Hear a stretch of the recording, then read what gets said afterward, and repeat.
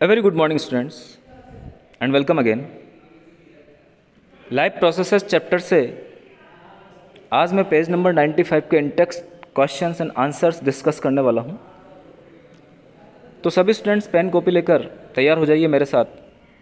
आज हम page number 95 के इंटेक्स्ट क्वेश्चंस और उनके आंसर्स डिस्कस करते हैं। क्वेश्चन नंबर फर्स्ट आप देखिए। क्वेश्चन नंबर फर्स्ट अपने पास page number 95। Why is diffusion insufficient to meet the oxygen requirements of multicellular organisms like humans? तो सबसे पहले स्टूडेंट्स हम इस क्वेश्चन का मतलब समझते हैं कि जो विसरण का प्रोसेस है या डिफ्यूजन का प्रोसेस है, हिंदी में हम डिफ्यूजन को विसरण बोलेंगे।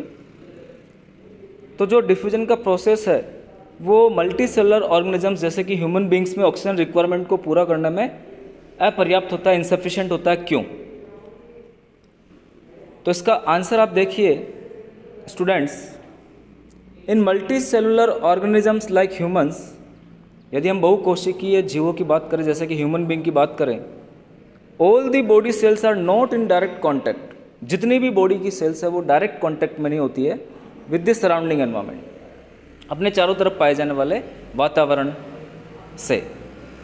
यानी जितनी भी मल्टी सेलुलर ऑर्गेनिज्म की बॉडी की सेल्स है वो वातावरण के सीधे संपर्क में नहीं पाई जाती है। जबकि एक कोशिकीय जीवों में या यूनिसेलुलर ऑर्गेनिजम्स में एक ही कोशिका होती है और वो डायरेक्ट एनवायरनमेंट के कांटेक्ट में होती है, इसलिए वहाँ पर डिफ्यूजन के द्वारा ऑक्सीजन रिक्वायरमेंट को पूरा कर दिया जाता है। लेकिन यहाँ पर नहीं किया जाएगा। Therefore every cell of the body will not get oxygen as per need. इस प्रकार से प्रत्येक सेल को ऑक्सीजन नहीं मिल पाएगी डिफ्यूजन के द्वारा उनकी आवश्यकताओं के अनुसार।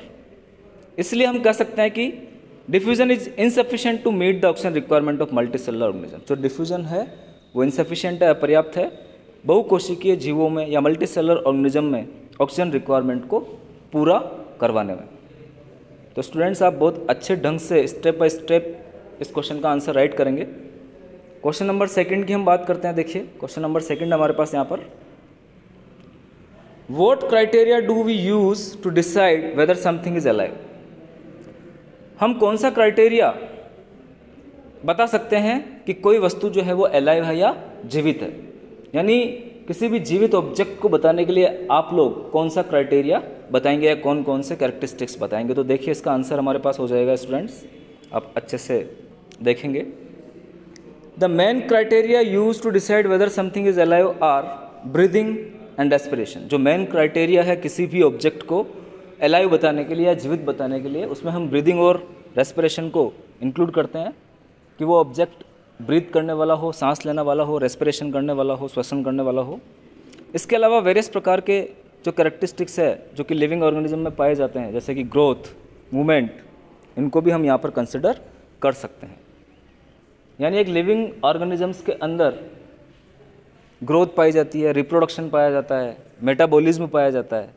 यानी उसके शरीर में खूब सारी केमिकल रिएक्शंस होती है, उसका एक सेलुलर ऑर्गेनाइजेशन होता है, सेल स्ट्रक्चर होता है। यानी उसका शरीर सेल से मिलकर बना हुआ होता है या बनता है। उसके अंदर कॉन्शियसनेस पाई जाती है। सेल्फ कॉन्शियसनेस का गुण ह्यूमन बीइंग में मिलता है और दूसरे लिविंग ऑब्जेक्ट्स में कॉन्शियसनेस पाई जाती है, जिसे हम कह सकते हैं स्वचेतना। तो इस प्रकार से इन सभी कैरेक्टरिस्टिक्स के द्वारा हम एक लिविंग ऑर्गेनिज्म को डिस्क्राइब कर सकते हैं स्टूडेंट्स। तो आप यहाँ पर breathing, respiration, growth and movement की बात करेंगे। आगे हम देखते हैं क्वेश्चन नंबर 3 हमारे पास, what are outside raw materials used by an organism. एक ऑर्गेनिजम्स के द्वारा कौन कौन से रॉ मटेरियल्स जो है वो बाहर से यूज किए जाते हैं। तो आप देखिए स्टूडेंट्स यहाँ पर, any organism uses organic molecule as raw material. प्रत्येक जो ऑर्गेनिज्म है वो ऑर्गेनिक मॉलिक्यूल्स को as a raw material use करता है, कच्चे पदार्थ के रूप में यूज करता है।